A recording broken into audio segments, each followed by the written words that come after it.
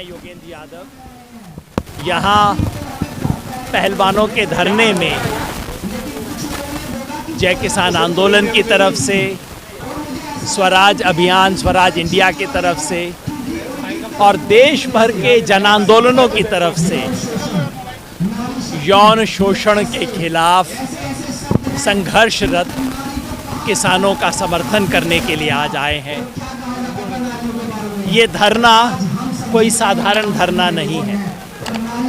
1 महीने से चल रहा ये धरना इस देश में आज सच और न्याय की आवाज बन चुका है। देश का अंतर्राष्ट्रीय स्तर पर नाम रोशन करने वाले पहलवान आज जो संघर्ष कर रहे हैं, ये किसी एक व्यक्ति का संघर्ष नहीं है, किसी एक राज्य का, किसी एक जाति का संघर्ष नहीं है। आज ये धर्म और अधर्म की लड़ाई बन चुकी है और दुर्भाग्यवश आज जो सत्ता के शीर्ष पे हैं, प्रधानमंत्री जिसमें शामिल हैं, वो अधर्म के साथ खड़े हैं, वो गुंडागर्दी के साथ खड़े हैं, वो यौन शोषण के अपराध को दबाने के अपराध में लिप्त हैं। आज मैं इस देश के सत्ताधारियों से कहना चाहता हूँ, आपके पास सब कुछ है, आपके पास सत्ता है, पुलिस है, ईडी है, मीडिया भी है दुर्भाग्यवश, लेकिन आप अब भी इस देश की आत्मा खरीद नहीं सकते। इस देश की आत्मा इस आंदोलन के साथ है।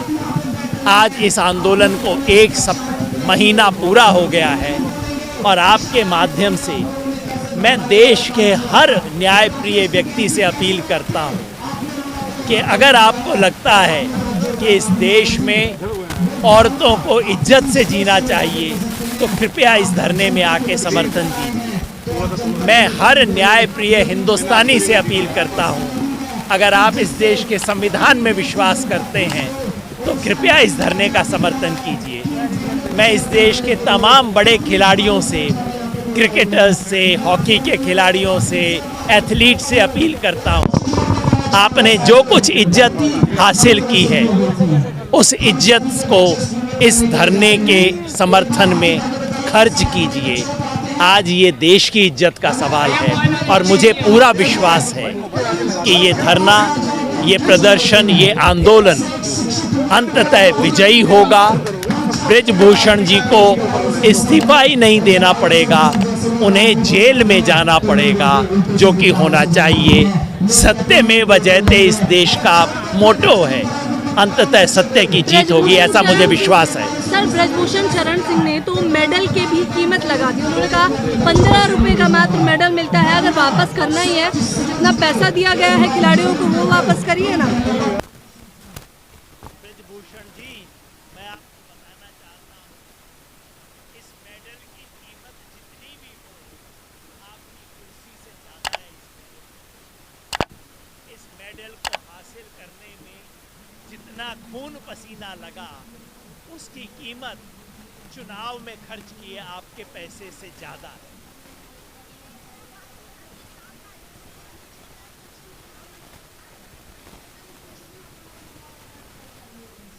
मैंने कहा, ये सीधा सीधा धर्म और अधर्म की लड़ाई है। आज जो पहलवान यहाँ इस धरने पे बैठे हैं और जो देशवासी इस धरने के समर्थन में यहाँ आए हैं, वो सब धर्म की आवाज़ को व्यक्त करते हैं। धर्म का मतलब हिंदू मुसलमान नहीं होता, धर्म का मतलब वो जो धारण करने योग्य हो, और धारण करने योग्य है वो जो सच की आवाज़ है। आज ये 3 पहलवान, मुझे विनेश फोगाट से बात करने का अवसर मिला। मैंने यही कहा, बेटा आप आज इस देश की हर लड़की का दर्द बयां कर रहे हैं।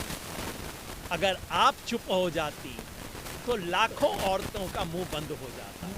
आप खड़ी हो, ये लाखों करोड़ों औरतों को हिम्मत देता है और ये सच की लड़ाई है, लड़नी जरूर है। ब्रजभूषण कानून से बने कितने दिन हुए, लाख हजारों लोग यहाँ पे मौजूद हैं, अभी तक गिरफ्तारी क्यों नहीं होने पाई? सर, आम आदमी को पुलिस ने उठा के नहीं बंद कर देती आम आदमी को। आप बिल्कुल सवाल ठीक पूछ रहे हैं। ये सवाल हमें प्रधानमंत्री से पूछना चाहिए। क्या ब्रजभूषण सिंह कानून से पढ़े हैं?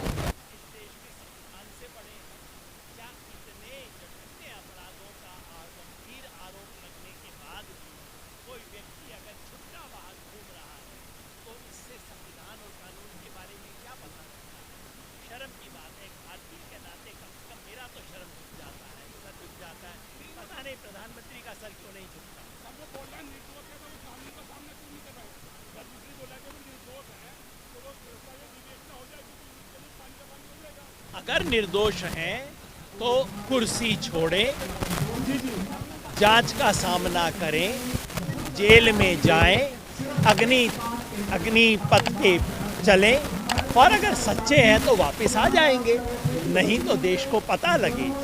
बात सच ये है कि चोर की दाढ़ी में तिनका।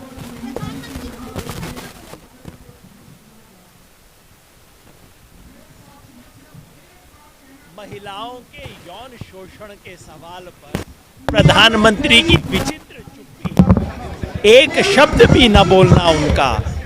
दो ही अर्थ हो सकते हैं, या तो प्रधानमंत्री को लगता है कि औरत जात है, क्या फर्क पड़ता है, अगर ऐसा है तो शर्म की बात है, या प्रधानमंत्री को लगता है कि ना भाई वोट का समीकरण इस तरफ है, मैं इसको कैसे छू दूं, अगर ये है तो भी शर्म की बात है। दोनों ही स्थितियों में प्रधानमंत्री को प्रधानमंत्री बने होने का नैतिक अधिकार नहीं है, अगर वो ऐसा सोचते हैं। योगेंद्र जी, बीजेपी एक मिनट मैं समझता हूँ बेटी बचाओ बेटी बढ़ाओ, इन सब नारों की परीक्षा तभी होती है। ये नारे देना, शब्द बोलना तो दुनिया का सबसे आसान काम है। परीक्षा तब होती है जब आपका कोई नज़दीकी इसमें फंसता है और आप जब उसके बारे में कुछ करते हैं, जब उस पे नहीं करते तो बेटी बचाओ बेटी बढ़ाओ के नारे पाखंड है, झूठ है, केवल शब्दावली। 2014 में इसी बात आई थी, महिलाओं के सम्मान में बीजेपी मैदान में, क्या वो नारा भूल गए बीजेपी? आपको बीजेपी के कितने नेता दिख रहे हैं यहाँ पीछे महिलाओं के सम्मान में? तो वही तो बताया जा रहा है कि ये मंच भी राजनीतिक मंच में तब्दील हो गया है। आज मैं जब पहलवानों से मिला तो मैंने यही कहा कि पार्टी की राजनीति से बचना चाहिए, जाति की चीज़ों से बचना चाहिए, और सच बात ये है कि अगर इस मामले में कहीं कोई राजनीति है, राजनीतिक समीकरण है, तो वो ब्रजभूषण के पक्ष में मोदी जी की चुप्पी में राजनीतिक समीकरण। साफ साफ खेल है कि एक जाति विशेष का वोट उत्तर प्रदेश में कम ना हो जाए, उसका खेल है। ये है राजनीति। राजनीति इस तरफ नहीं है, राजनीति उस तरफ। जवाब नहीं दिया कि महिलाओं के सम्मान में बीजेपी मैदान में, क्या वो नारा भूल गई है, उस पर क्या कहोगे? मैंने वही उसके जवाब में ही तो पूछा कि महिलाओं के सम्मान में बीजेपी मैदान में कहाँ दिख रही है? कितने बीजेपी के नेता यहाँ आपको दिख रहे हैं? एक भी व्यक्ति दिखा है? इसका मतलब है मैदान में नहीं है।